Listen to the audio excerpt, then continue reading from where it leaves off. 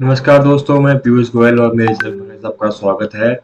और गाइस, अगर आप भी एक कॉन्ट्रैक्टर हैं या फिर कॉन्ट्रैक्ट बेसिस पे काम करते हैं तो आपको ये जानना ये माइंड में क्वेश्चन होगा कि आपको अपनी आईटीआर किस तरीके से फिल करनी है। आपको ओल्ड टैक्स रिजीम में रहना है या न्यू टैक्स रिजीम में जाना है। आपको आपके ऊपर ऑडिट एप्लीकेबल है या नहीं है। आपको बुक्स ऑफ अकाउंट्स मेंटेन करने हैं या नहीं करने। तो अगर आपके माइंड में भी इस तरीके के काफी क्वेश्चन है तो मैं आपके लिए आज कंप्लीट वीडियो लेके आया हूँ जिसमें मैं आपको बताऊंगा कि किस तरीके से जो है आप अपनी आईटीआर भरेंगे, किस तरीके से आपको ऑल्ट करानी है या नहीं करानी है, वो भी मैं यहाँ पे बताऊंगा आपको। ओल्ड टैक्स रिजीम बेटर है या न्यू टैक्स रिजीम बेटर है आपके लिए, वो भी अपन यहाँ पे बात करेंगे। ठीक है, तो वीडियो बिल्कुल प्रैक्टिकल होगा और मैं हर एक चीज़ आपके सामने बिल्कुल डिटेल के अंदर यहाँ पे खोल के रखूंगा। और आगे बढ़ने से पहले मैं आपको, अगर मेरा चैनल अच्छा लगता है, मेरे कंटेंट अच्छा लगता है, तो आप बिल्कुल आप मेरे चैनल को सब्सक्राइब भी करें और जिससे कि आपको आगे रेगुलरली वीडियोस मिलते रहे। और साथ के साथ जो है नोटिफिकेशन बेल को भी आप जो है प्रेस करिए। चलिए चलते हैं आगे। और अगर आप एक कॉन्ट्रैक्टर हैं तो सबसे पहले आपको ये ध्यान रखना पड़ेगा कि आपको कौन सी आईटीआर भरनी है। ठीक है, दूसरी चीज, कौन सा टैक्स रिजीम आपको चूज करना है। तीसरी चीज, आपको ऑडिट करानी है या नहीं करानी, बुक्स ऑफ अकाउंट मेंटेन करने हैं या नहीं करने। देखिए, मैं आपको बताना चाहूंगा, अगर आप जो है प्रोप्राइटरशिप में अपना बिजनेस कर रहे हैं, ठीक है, और आपने कोई भी हाउसिंग लोन लिया हुआ है या फिर पीपीएफ, म्यूचुअल फंड, या फिर आपने इसके अलावा कोई भी जो है इसके अलावा लोन वगैरह, मैंने जैसे आपके डिस्कस किया, लोन वगैरह लिया हुआ है, या फिर आपने जो है कोई भी इंटरेस्ट वगैरह पे कर रहे हैं एजुकेशन लोन पर, तो आपके लिए old scheme is the best scheme, क्योंकि वहां पर आपको जो है काफी सारी डिडक्शंस और एग्जम्पशंस वहां पर मिलने वाली है। ठीक है, बट अगर आपने ऐसा कुछ भी नहीं है और आप तो फिर न्यू स्कीम में जा सकते हैं। वहां पर आपको 7 लाख रुपए की जो है straight away deduction, income tax जो है नहीं लगेगा 7 लाख रुपए तक की इनकम पर आपका।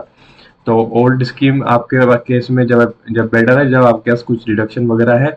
और न्यू स्कीम में जो है आप तब जाइए जब आपके पास ये सब चीजें नहीं है। ठीक है, अब हम बात करेंगे ऑडिट की।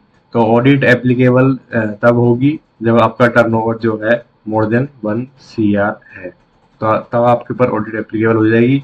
उसमें एक जो है चेंजेस भी आया था फाइनेंस एक्ट में कि आपकी 95% तक, अगर 95% अगर ट्रांजेक्शन जो है यानी बैंकिंग चैनल से हो रही है, तो उस केस में जो है ये लिमिट बढ़ के जो है 2 करोड़ रुपए हो गई है। ठीक है, तो वहां पर आपको जो है ऑडिट कराने की रिक्वायरमेंट नहीं है। ठीक है, इसके अलावा आपको सबसे बड़ी चीज ये है कि अगर आपका 95% से ज्यादा जो है ट्रांजेक्शन वहां पर है बैंकिंग चैनल से, तो आपको जो है 8% प्रॉफिट ना डिक्लेयर करके 6% प्रॉफिट डिक्लेयर कर सकते हो आप, जितना भी आपका टर्नओवर हुआ है। ठीक है, अब पर ये सब अगर मान लीजिए कैश में है तो आपको 8% मिनिमम प्रॉफिट वहां पर डिक्लेयर करना पड़ेगा। उसके हिसाब से जो है आपकी जो है असेसमेंट होगी, जो भी आपने फॉर्म फाइल किया है। अब हम बात करेंगे कि फॉर्म कौन सा फाइल होगा। तो आपके लिए फॉर्म ITR 4 फाइल होगा, क्योंकि आपको ऑडिट आप नहीं करा रहे हैं, दूसरा बुक्स ऑफ अकाउंट मेंटेन नहीं कर रहे हैं, तो ITR 4 फॉर्म जो है आपके लिए फाइल होगा। और मैं आपको प्रैक्टिकली बता दूंगा कि किस तरीके से ये फाइल करना है। ठीक है, तो आपको पहले लॉगिन करना है अपने जो है लॉगिन क्रेडेंशियल यूज करके। देन क्या है, फाइल नाउ पे क्लिक करना है और उसके बाद आपको ऑनलाइन मोड पे क्लिक करना है, कंटिन्यू पे क्लिक करना है। ठीक है, देन स्टार्ट न्यू फाइलिंग पे क्लिक करना है और स्टार्ट न्यू फाइलिंग पे क्लिक करके इंडिविजुअल पे क्लिक करना है, कंटिन्यू पे क्लिक करना है और click on ITR 4 and proceed with ITR 4, right? And click on let's get started.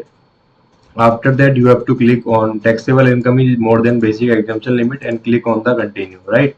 After that you have to click on personal information, right, and verify all the information mentioned is here under, right, and select the nature of employment, is select other option, and after that you have to click on the confirm button.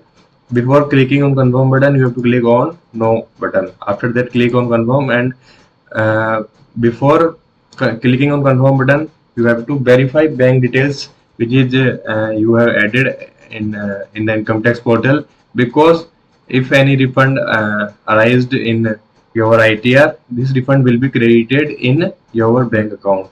And if your bank account is not updated in income tax portal, then refund will be stuck in income tax department, right? After that, click on the gross total income. In gross total income, total 5 heads displayed. Website थोड़ी अभी slow है यहाँ पर, तो हो सकता है कि थोड़ा टाइम ले ले खुलने में। तो आप जैसे ही क्लिक यहाँ पर हो जाएगा तो यहाँ पर 4 ऐड आएंगे। तो सैलरी का ऐड आएगा, सैलरी से कुछ इनकम है तो वो भी आप डाल सकते हो।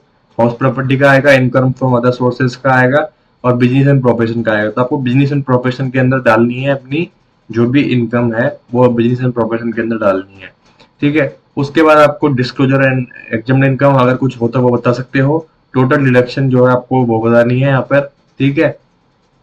डिडक्शन के बाद आपको जो है टैक्स पेड जितना भी आ रहा है या रिफंड आ रहा है वो अकॉर्डिंगली आपका यहाँ पर शो हो जाएगा।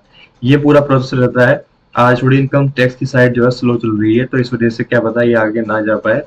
बाकी मैं आपको आगे कभी आप मुझे बता देना या मेरे को कनेक्ट कर लेना, अगर कोई भी आपको डाउट रहे तो मैं आपको गाइड कर दूंगा। इनकम टैक्स की साइड थोड़ी स्लो है, ठीक है। और आपको कोई भी बिल्कुल डाउट रहता है तो मेरे से कनेक्ट कीजिएगा। मेरे स्क्रीन पर नंबर भी दिए हुए हैं और मेरी वेबसाइट भी है, ठीक है। Thank you.